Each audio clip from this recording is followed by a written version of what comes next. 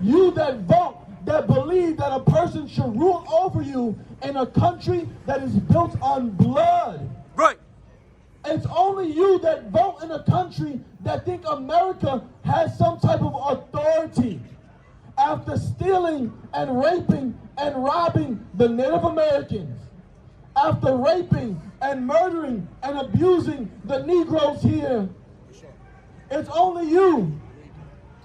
It's only you that believe that America should have some type of power. But the apostles knew. Peter and the rest of the disciples knew that we should obey God instead of obeying Donald Trump. Because Donald Trump is just a man. He can hiccup and die today. He is just a man. Read. This is the book of Isaiah, chapter 33, verse 22. For the Lord of our judge. Read it again. For the Lord is our judge. Who's our judge? For the Lord is our judge. Donald Trump is not the judge of black and Hispanic people. God is. For the Lord is our judge. The Lord is our lawgiver. Donald Trump, no matter how many executive orders he signs and pushes, he is not our lawgiver. No matter what, the Republican Party that controls the House, the Senate, Congress, they do not give us the law. God is our lawgiver. The Lord is our king. He will save us. And the Lord is our king. Donald Trump is not a king. Donald Trump cannot have any authority over us because we obey God. We don't obey Donald Trump. He's just a man. We obey God. Drop that and let me get Romans 13:1. Because we live in a country that other countries fear.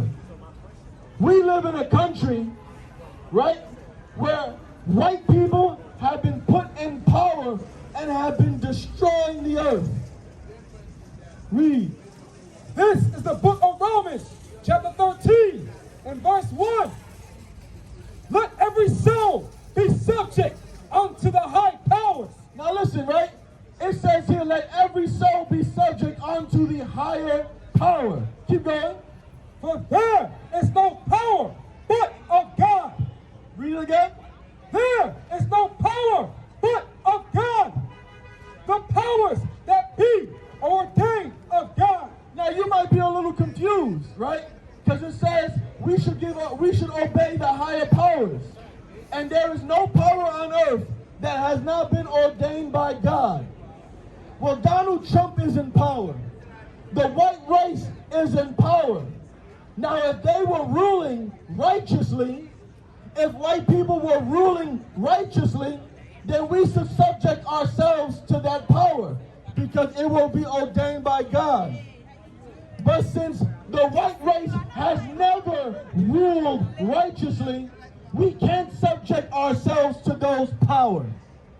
God does not rule unrighteously.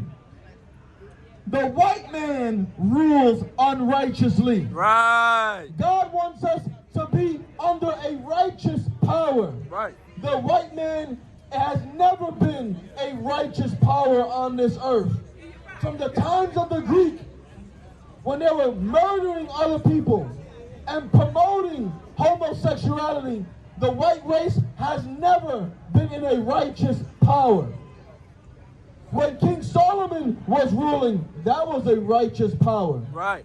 When King David was ruling, that was a righteous power. Drop down, go to verse 4. Verse 4. For he is the minister of God to thee for good. Right, because the one that's ruling is supposed to be a minister unto God. He is supposed to do good. Is separating families a good thing? Is unaliving people in Minnesota a good thing? Is what ICE is doing a good thing? Come on, Harlem. This is where so many revolutions started. Right? How many revolts did Harlem have? How many uprisings happened right here in Harlem? to fight against oppression, because innocent people were being unalived and pushed out of their homes and hurt. We're right here in Harlem. Is what ICE is doing a good thing?